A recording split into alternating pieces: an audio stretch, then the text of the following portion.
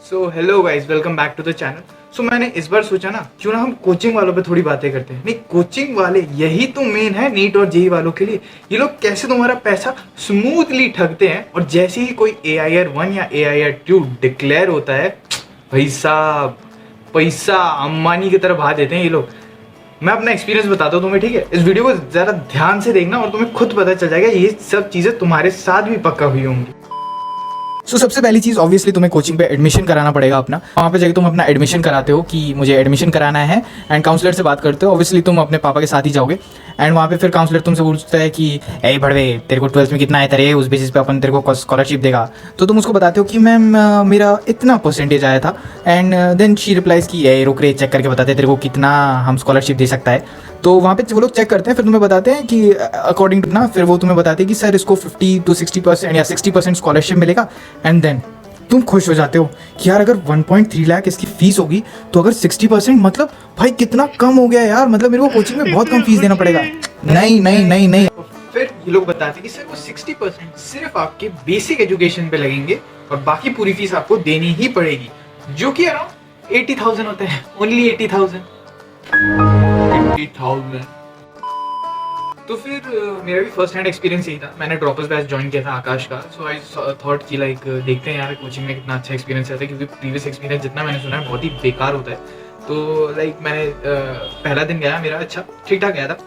उस दिन botany and physics teacher आए थे, उन्होंने अपना इंट्रोडक्शन दिया एंड पढ़ाने लग गए। हमसे हमारे बारे में कुछ पूछा भी। तो मैंने देखा वहाँ से आधे से ज़्यादा बच्चे, स्टार्टिंग वाले फ्रंट रो वाले तो एकदम सीरियस थे, डेड सीरियस, कि लाइक इसी सेंटर से निकलेंगे सारे टॉपर्स।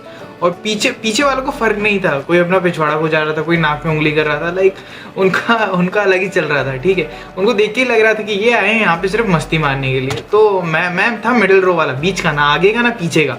तो समझ ही सकते हो मेरी हालत क्या थी। तो ऐसे करके ही लाइक 1-2 हफ्ते बीत गए। आई वॉज क्वाइट हैप्पी कि नहीं यार टीचर्स बड़े मस्त मिले हैं इस बार, तो पक्का 700 फीस तो पक्का है ही है, लिख के ले लो कोई। सो मैं भी इंटरेस्ट जाग रहा था मेरा भी पढ़ने में। तो फिर 1-2 हफ्ते बाद ही वहाँ पे एक बंदा आता है, लाइक हमारा गेट खोलता है एंड सीधा मिठाई के पैकेट्स लेके आता है और सबके हाथ में एक एक करके लड्डू दे रहा होता है। लाइक लड्डू देख के मेरा रिएक्शन यही था, इसका क्या करना है, मतलब किस खुशी में, किसी सर की शादी लग गई क्या? तो फिर बाद में पता चला नहीं, आकाश वालों ने इस साल इस सेंटर से बहुत बढ़िया रिजल्ट किया है, तो इसकी वजह से सबको लड्डू खाने को। एंड लाइक टॉपर्स भी बहुत सारे इस सेंटर से निकले, इसलिए तुम्हें लड्डू मिल रहे हैं खाने। ठीक है यार, मानते हैं। तो ऐसे ऐसे करके प्रोग्रेशन चलता गया, और फिर धीरे धीरे, मैं बताता हूँ, धीरे धीरे इतना गंदा वाला प्रोग्रेशन चला है ना। पहला यूनिट टेस्ट आया, मेरा पहला यूनिट टेस्ट, और मैंने एक्सपेक्ट किया था कि 520 से 530 अराउंड तो पक्का है यार। और जब रिजल्ट निकला 464, सही है यार 464। तो फिर लगा कि ये क्या कर रहा हूँ मैं आकाश में, मेरा तो खट गया। फिर मैंने सोचा नहीं, मेरी भी कमी होगी। फिर अच्छे से पढ़ना स्टार्ट किया मैंने, लाइक ठीक है पढ़ते तो धीरे धीरे मार्क्स इंक्रीज किया। फिर मैंने देखा भाई टीचर्स पे ट्रांजिशन अलग वाला आ चुका है। मतलब भाई जैसा वो स्मूथली अब पढ़ाते थे, अब वहाँ पे फॉर्मूला 1 रेसिंग चल रही है, कौन से टीचर को कब सिलेबस खत्म करना है। हमारा टीचर बॉटनी वाला भाई साहब, उनको हर रोज आके हमारे पास कितने दिन बचे, इतने दिन में इतने चैप्टर बचे हैं। तुम समझ सकते हो, मैं हर चैप्टर के लिए नोट्स नहीं लिखा सकता हूँ। We have to be quick. हमें मतलब दुनिया में आग लगा दिला है। और फिर क्या बोलूं यार, इस सब चीजों से तुम्हारा दिमाग उड़ जाता है, क्या करूं अब, क्या पढ़ूं। और ये लोग NCERT तो गोली मारो, अपने मॉड्यूल्स पे इतना ज्यादा फोकस कराते हैं तुम्हें, तुम्हारी फटके हाथ में आ जाएगी अगर तुम इनके बायोलॉजी मॉड्यूल्स पढ़ोगे तो।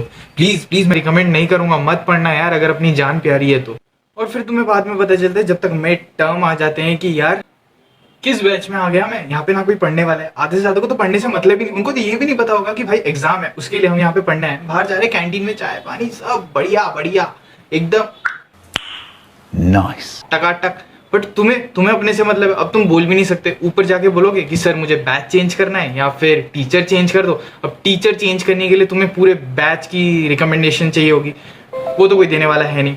और फिर बैच चेंज करने जाओगे, वहाँ पे अलग नखरे चल रहे होंगे, यार तू अकेला है, बाकियों को तो प्रॉब्लम है ही नहीं, और तुम इसी चीज़ों में फंस जाते हो। और फिर आती है तुम्हारी डाउट्स की बारी। तुम सोचते हो जगह मैं टीचर से पूछता हूँ डाउट क्लियर करने के लिए, और तुम जैसे ही डाउट पूछोगे सर से, वो टीचर तुम्हें ऐसे देखेगा जैसे तुमने उससे उसकी दोनों किडनियाँ मांग ली होगी।